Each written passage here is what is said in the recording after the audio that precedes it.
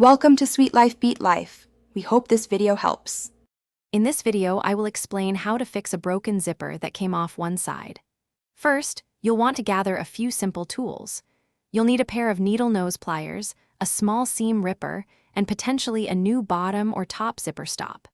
Carefully examine the zipper to understand why it came off the track, noting if any teeth are bent or missing. This initial assessment is crucial for a successful repair. Now, let's get that slider back on track.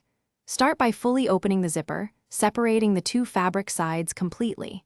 Take the zipper slider and carefully thread it onto the side of the zipper tape that still has all its teeth. Once it's on one side, gently align the slider with the teeth on the other, detached side. This step requires a steady hand and a bit of patience to ensure a perfect fit. With the slider back on, move it all the way down to the very bottom of the zipper.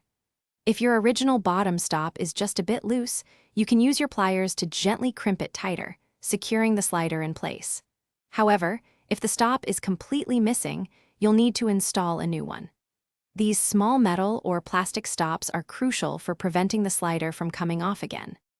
After securing the stop, it's time for a thorough test. Move the zipper slider up and down the track several times to ensure it operates smoothly and doesn't catch. For even better performance, you can apply a tiny bit of lubricant, like a graphite pencil, to the teeth.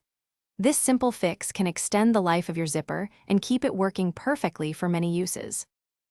Thanks for watching. Consider subscribing if we helped you.